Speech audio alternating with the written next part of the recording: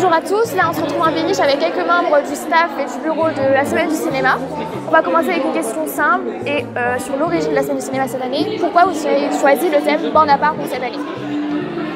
Du coup, le thème Bande à part, c'est évidemment une espèce de référence à Godard, mais pas que. On a voulu vraiment centrer l'édition de cette année sur la marginalité, l'original, le fait d'aller contre les schémas préétablis et essayer en fait de créer notre propre cinéphilie, montrer des choses que d'habitude on ne montre pas. Donc c'était vraiment ça le but de la Semaine du Cinéma, c'est d'aller un peu à contre-courant de ce qui se fait d'habitude et un peu faire découvrir aux étudiants plein de choses qu'ils ne seraient peut-être pas allés voir par eux-mêmes et surtout célébrer la marginalité, l'originalité. Exactement, je ne vais pas avoir grand chose à rajouter, mais c'est vrai que c'est un thème qui a été choisi par une équipe formidable de 16 personnes, donc c'est tous réunis dans une pièce. Et qu'est-ce qu'on a envie de montrer, qu'est-ce qui nous parle, nous, en tant que jeunes étudiants qui aimons le cinéma. C'est vrai que le thème Bande à part permettait de recouper pas mal de ce qui faisait notre intérêt, comme l'a dit Julie, que ce soit la question de l'exclusion, du stigmate, et comment nous aussi on se met parfois bande à part de la société, nous-mêmes pour expérimenter quelque chose. C'est ça, et puis c'est aussi l'idée d'une bande. C'est de prendre les gens avec nous, de les emmener dans cette histoire, dans cette aventure du cinéma et de montrer que le cinéma, c'est pas que pour un petit cercle, c'est pour tout le monde et on voulait vraiment faire quelque chose qui pouvait aussi inclure, même si là on a l'impression que c'est l'exclusion, c'est plutôt l'inclusion dans la différence et dans la marginalité. Ok, merci beaucoup. Le sujet de la place des femmes dans l'industrie du cinéma et même dans l'œuvre, dans les arts cinématographiques en général, a été très abordé dans le programme. Je crois même qu'il y a une conférence qui a été exclusivement dédiée à cette question-là. Demain. Et du coup, je voulais vous demander si vous l'aviez pris en compte, la question de la parité dans l'organisation, la logistique, le choix des intervenants de la Semaine du Cinéma. C'est quelque chose qu'on a tout de suite eu à cœur de prendre en compte. D'ailleurs, notre équipe est composée majoritairement de femmes. Il me semble qu'on est 3 garçons. Et du coup, oui, on avait cet objectif de parité, que ce soit dans les conférences et dans les projections. Et même, c'est un objectif qu'on a un peu dépassé parce que, par exemple, sur les 7 films qu'on projette, il y en a 5 qui sont réalisés par des femmes. Et ça, moi, c'est quelque chose dont personnellement, je suis assez fier et donc on est tous assez fiers. Et même pour l'ensemble des conférences, à une exception près où du coup, on avait une conférence de 5 personnes où il y avait 3 invités hommes, 2 invités femmes.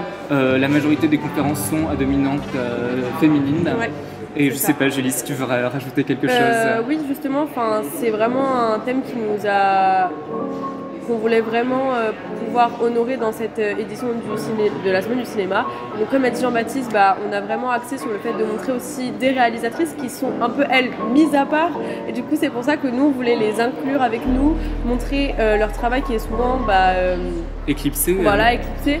Et donc c'est pour ça qu'à la fois, on a fait appel à des intervenantes dans toutes les conférences, peu importe les sujets, qui étaient des femmes, donc pour aussi avoir ce regard-là et cette parole qu'on ne donne pas souvent, et aussi sur le thème d'une conférence en particulier, qui est notre conférence demain sur 5 ans après MeToo, la place des femmes dans l'industrie du cinéma, donc en tant que réalisatrice, actrice, scénariste, ou même sur le plateau, etc.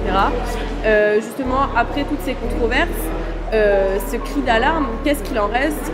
Quelle est la situation aujourd'hui? C'est pour ça qu'on a aussi voulu, en plus de prendre vraiment un thème, de donner la place aux femmes, c'était aussi de leur donner une conférence spécifique pour justement qu'elles donnent, elles, leur regard sur la question et qu'elles puissent justement s'exprimer et ça nous tenait vraiment à cœur. Donc c'est pour ça qu'on est assez fiers, comme l'a dit Jean-Baptiste, d'avoir autant de femmes qui sont là pour honorer la Semaine du Cinéma.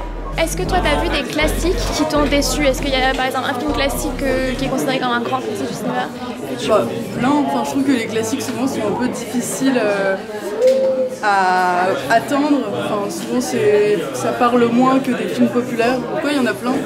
On a parlé de Godard pendant la conférence, il y en a certains qui sont... je trouve que c'est difficile de rentrer dedans. Est-ce que pour toi justement il y a un film très peu connu ou un film un peu sous-coté que tu aimerais bien voir rentrer dans le panthéon des classiques du cinéma? Un film peu connu, je sais pas, un de mes films préférés c'est 3 souvenirs de jeunesse d'Arnaud Desplechin que j'adore et je sais pas si on peut le considérer comme un classique mais j'aimerais bien... Imaginons que tu deviens présidente du jury des Oscars, à qui tu attribues le prix du meilleur film?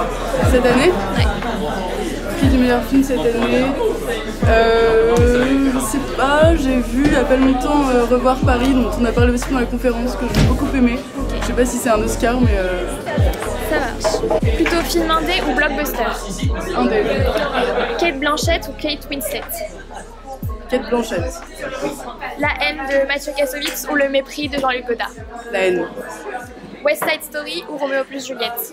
West Side Story. Écouter la critique ou faire taire la critique? Écoutez. La semaine du cinéma, c'est génial ou génial?